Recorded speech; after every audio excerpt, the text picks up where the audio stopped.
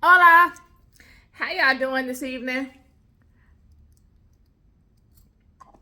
I'm gonna come on real quick and drop a perspective on you all. I want to give you something that can get the creative juices going on in your mind. So, I don't have a psalm for you all this evening. I am going to be delivering my psalms weekly, but I think every day is a bit much. I do. So, we're going to limit it to weekly.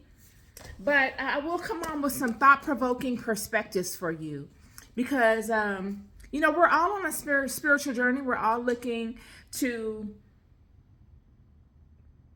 figure it out. We're looking to uncover the truth of our existence, the truth of our God. And in doing so, we find ourselves. We locate the power within us. So I'm going to be speaking out of the book of Enoch tonight. I got the book of Enoch here. And I'm going to be cross-referencing it with my Bible. And I want to give you all an idea or a thought, because, I read my Bible in the mornings. I read my Psalms in the morning. And, it's just one psalm that always sticks out for me. Several of them, but this is one of them. And I have read the book of Enoch, and I'm now reviewing it again, and I'm just reading deeper into it. And I want to give you an idea as to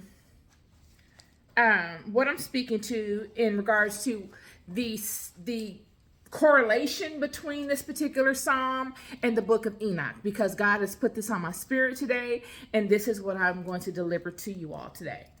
So, the book of Enoch, Psalm 133 is what we will be reading out of the book of the Bible. But out of the book of Enoch, we're going to be reading from, and I don't know Roman numerals, y'all, so chapter VI, and then we're going to skip over to chapter VIII, okay? So, and then I will start with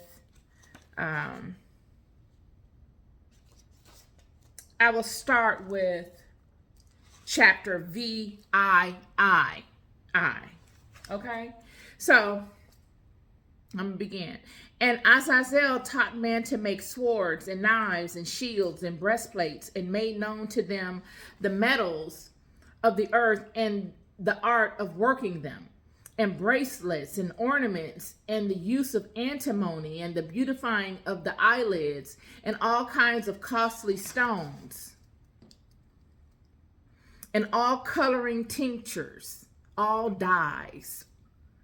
And these arose much godlessness, and there arose much godlessness, and they committed fornication, and they were led astray, and became corrupt in all their ways. He's speaking to these fallen angels. And Simjaza taught enchantments and root cuttings, and Amaros the resolving of enchantments, and Barakijal taught astrology, and Kokabel the constellations, and Ezekiel the knowledge of the clouds, and Arachiel the signs of the earth, and Shamsiel the signs of the sun, and Sariel the course of the moon. And as men perished, they cried, and their cry went up to heaven. Okay, that was chapter VIII out of the book of Enoch. Now I want to give you an understanding on what the book of Enoch is. Enoch is a man of the earth. He's a child of man. And God had found him righteous. What has happened is the angels have come, the fallen angels have come, and they have made a pact amongst one another that they were going to go against God and mate with the sons of men. And they were changed from their angelic, energetic state to a material, physical state, like me and you. And so I'm going to read to you. So what's going on is Enoch has been blessed by these angels to show him all the things that are going to come and all the things that have happened. So, because this is before the flood. So he will have a understanding as to why God would flood the world the way he did. And he would see the ends of things as to the progression of the world after the flood because of what these angels have done. So I'm going to read to you chapter VI, which is actually the chapter that speaks to the act in which they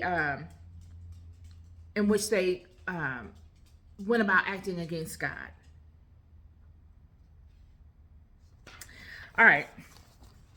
And it came to pass when the children of men had multiplied, that in those days were born unto them beautiful and comely daughters, the women of the earth.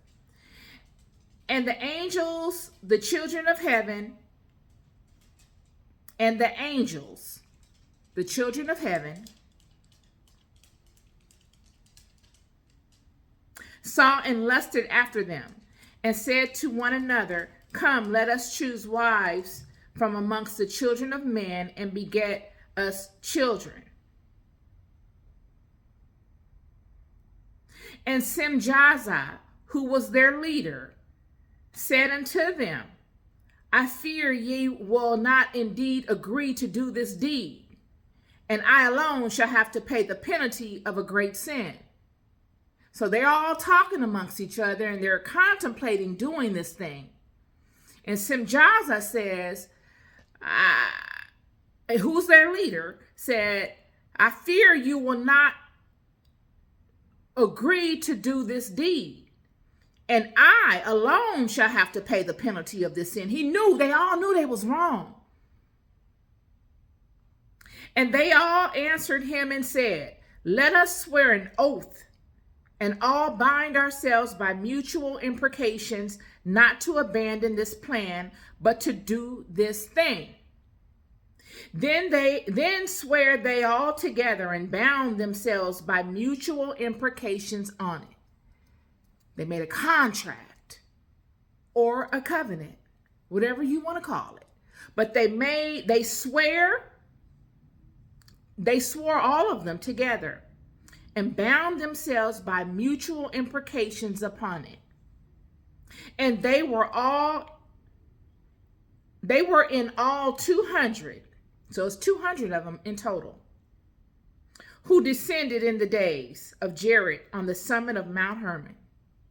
Remember Mount Herman. And they called it Mount Herman because they had sworn and bound themselves by mutual imprecations upon it.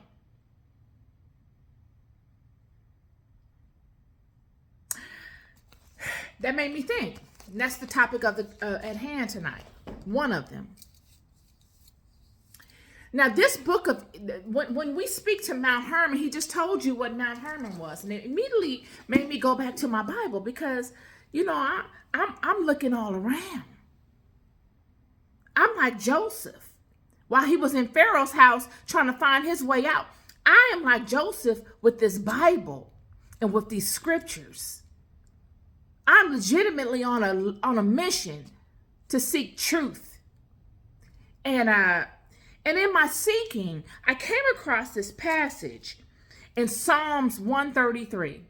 Now, let me give you a history of how I came over. I mean, I've been reading my Bible. There's many Psalms. I don't even know how big the chapter goes. It's probably 150 Psalms. Okay.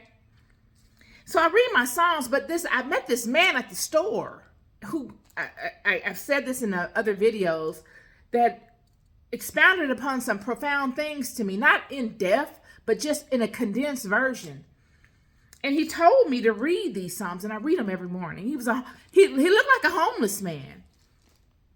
And just a profound conversation I had with him.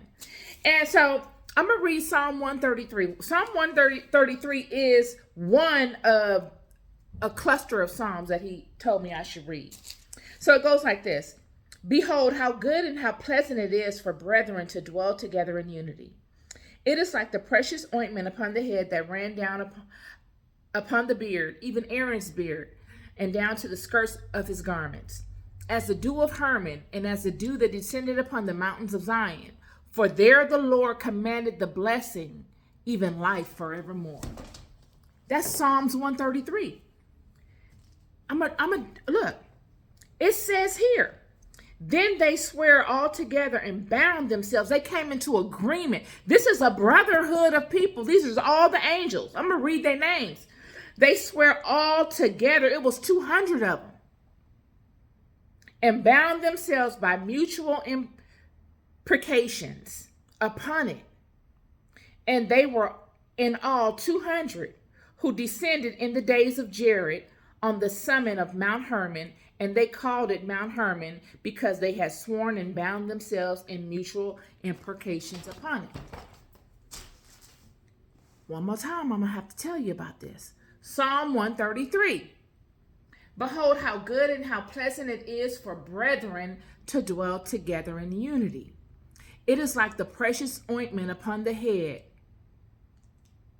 that ran down unto the beard, even Aaron's beard, that went down to the skirts of his garment, as the dew of Herman, and as the dew that descended upon the mountains of Zion. For there the Lord commanded the blessing, even life forevermore. Look, this is interesting because these angels, I'm going to read their names. When they talk about, behold, how good and how pleasant it is for brethren to dwell together in unity, he's talking about these angels. He said, and these are the names of their leaders. Semiazaz, their leader, Arakiba, Ramiel, Kokabiel, Tamiel, Ramiel, Daniel, Ezekiel, Barak, Ijal, Asael, Armaros, Batarel, Ananel, Zakiel, Sapil, Saturel, Turel, Jamjel, Sarael. These are the chiefs of tens. So they're broken down, this 200 is broken down into 10 groups, and these are the chiefs of them. Look, this book of Enoch is another book, is one of the other books of the Bible. It just wasn't added to our Judeo-Christian Bible. So, it's very interesting because what has happened is these angels came, and as did many. There were many people coming to this planet, friend. Many people. This is before the flood. This is the reason why these angels took Enoch up, because they knew what was going to happen. There was no other way. This was a paradise for man, for humans, prior to all of these angels coming. This was a controlled environment. Let's just say that. This planet was a controlled environment. There was no war. There was no animosity. There was no wickedness. This was a paradise because it was in its complete totality and it was in its complete element. It was everyone living on this planet was in alignment with God. It was a loving place. There was no wickedness here. None. Not even thought of. Nobody even spoke of it. It was never even, it was unheard of. Unheard of. Could you imagine a world like that? Complete alignment. Everything flourishing. All loving. Everything was in balance. And then these people came. And it wasn't that they came. It was that they introduced the people to perspectives. When we look at the Adam and Eve story, and you look at Eve at the in the garden. And she knew the rules. She knew the rule of her heart. She knew the law of her heart that God had put in both she and Adam. And then the serpent comes and says, you know, this tree that you see every day, you know, if you eat of it, you ain't gonna die. You just gonna be smart just like God. And she said,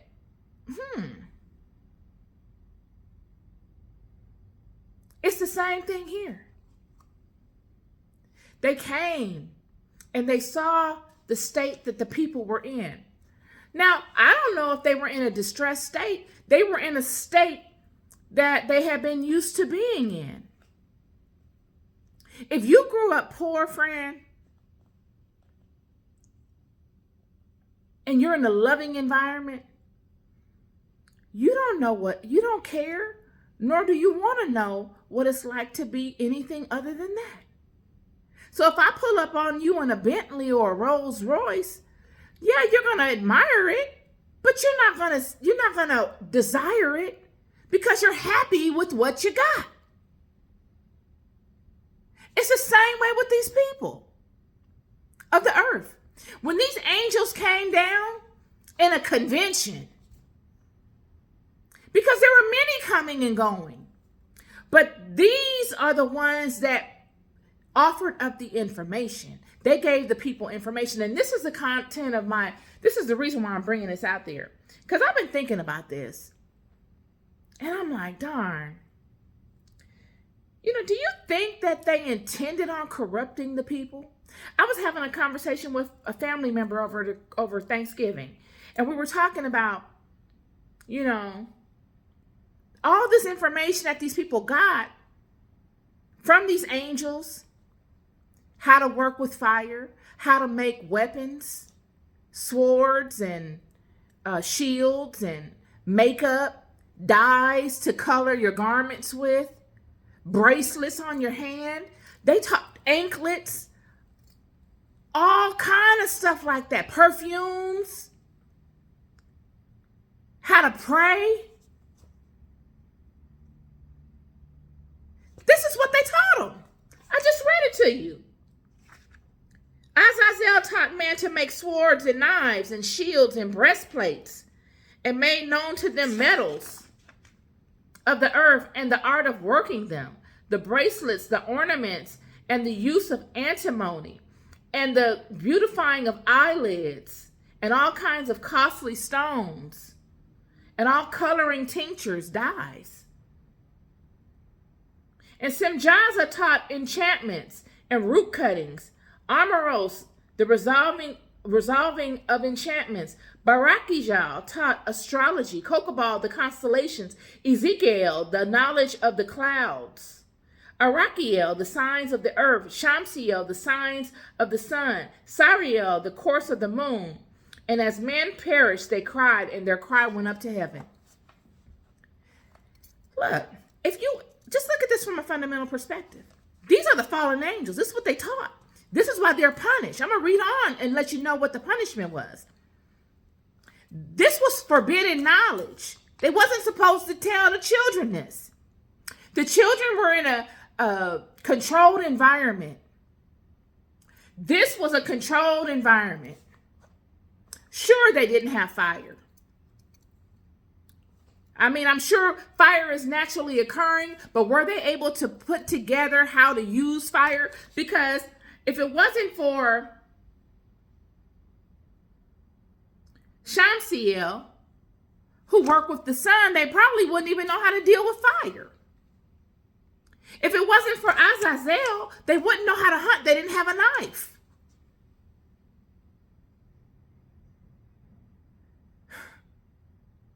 If it wasn't for the rest of them, they wouldn't know how to the constellations and the planets and all of that for farming. That's all that type of stuff you need for farming. And even fast forward that until today. When we look at our phones or we look at the news and we want to know what the weather's going to be, that's of these people. When you look at Aaron, the priesthood, they just said here, Aaron and this holy ephod. What is an ephod? That is a breastplate. Azazel taught that. It says here, Azazel. Knives, swords, shields, and breastplates. Metals. He even taught costly stones. What is on the breastplate? Isn't it 12 zodiacal stones? This is what I'm saying. And then for Psalm 133 to break it down and say, behold, how good and how pleasant it is for brethren to dwell together in unity. Are you talking about these 200 that came into an agreement? And because of this monumental agreement that changed everything, they named it Mount Herman?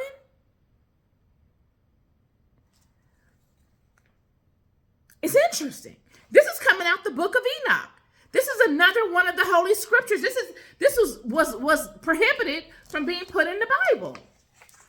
Anyway, so, I wanted to speak to that to open up conversation and dialect for anyone that's interested. Azazel was, because of these things, God punished all the angels. All of them. And a lot of what's going on is stemming from this. A lot of stuff. Because what has happened was they opened up ideas in the mind. I keep telling you, this was a controlled environment. It was a beautiful place. If you could imagine a place where there's no wickedness, a place where it's all in balance and in tune to love, because love is the vibration that runs this whole space. Everything. Love runs this whole thing. But because of what was introduced, whether they intended it to be this way or not, it has now went from a loving, nurturing place to a chaotic and a warlike space. So if you're in a controlled environment and everything is loving and in balance, and there is no disagreements, and if they are, they're loving disagreements. There's no wickedness. There's no deceit. There's no treachery. There's no underhandedness. There's no backstabbing and backbiting. It's loving. And I'm talking about not on any level. Could you imagine a life like that? And then you enter in these people. Because remember, they decided to come down from the ethereal realm. They came down from the energetic realm of heaven and decided to incarnate in this low vibrational frequency space. Their bodies couldn't even really adapt to this. These are high energy individuals. They need a lot of energy. Because they are born of a high energy space. So they've come down here and coalesced amongst the children of men, which was unheard of. Why? I don't know. I've been thinking about that. Was it because of the freedom to create? Was it the freedom to express at their own will in their own way? Was it the freedom of having their own lot? And doing it the way that they wanted to, and maybe mimicking what God had in the heavenly realm here on earth and having them as rulers? Because why else would you need to, even if you wanted to teach the children all these different things to help them, they're out there hunting, and the children have to be strong to hunt if you ain't got an arrow. You got to be fast. You got to be strong to wrestle with these animals. So they're looking at the children. They're probably saying, darn, if he knew how to use a bow and arrow, or if he knew how to use a knife, he'd really be something. Wouldn't I want him to be in my army? If you have a mind like that and you're looking at it as a selfish gain type situation, I can see why you would do that. because these children were righteous from the gate. It was a righteous place. God made them righteous. They were powerful. All of them. Powerful without technology. I'm telling you, if you can be powerful without technology, just on some intellect or just on your own might, and then somebody give you the technology for you to master it, I'm telling you, this is the part. This is the part. And this was the world before this flood. So the world had been corrupted and it became wicked. It was wicked. I don't know if they intended on it to be wicked. One hand says maybe they had the best of intentions and just wanted to help the children. So they gave them the information to work with metals and to create shields and to create swords and all this stuff. But with anything, they're not God. God only gave them a certain amount of information. So they don't even know the depth that their information can affect these children, because they're not of the children. Remember, they came from the ethereal. They came from the energetic realm down to this physical. So even though the children have the Spirit of God in them, they are not the same people. When they made it with the children, they created giants. It threw the whole ecosystem off. It became very peculiar. So, even if they didn't intend on leading the children astray, with you giving that little bit of knowledge that you gave, or even that huge amount of knowledge that you gave, it threw it off. So now the mind of these children is like, okay, I could use it for good, but you could also program me and I could use it for negative. It goes back to Eve in the garden. When the snake came up to her and said, this tree right here, she said, yeah, I know the tree. God said, we don't eat off of that tree. We have everything else, but we can't have this. And he said, no, that's not it. Basically, God is not telling you the truth, Eve. Because if you eat this, you're going to be just like God. This is the same thing going on here. And from that point on, everything been downhill. Everything. This is about perspective. This conversation. This is about information. Because, I'm an information seeker and I love knowledge and I let God lead my life. But some information that you put into your mind, does not lead you to fruitfulness in a good way. Let's just use the television. I like to watch TV sometimes, but I'm not a big TV person. I never have been a real big TV person. But, you could watch TV or you could watch the news and you will become programmed into accepting something that you in spirit know is not right. You see it all around you in the world. Something that you did not feel comfortable with 10 years ago, 20 years ago, now is like, okay. Because of the idea. After it's presented to you so long, it numbs you. It doesn't bother you. It's the same way with this. Same way.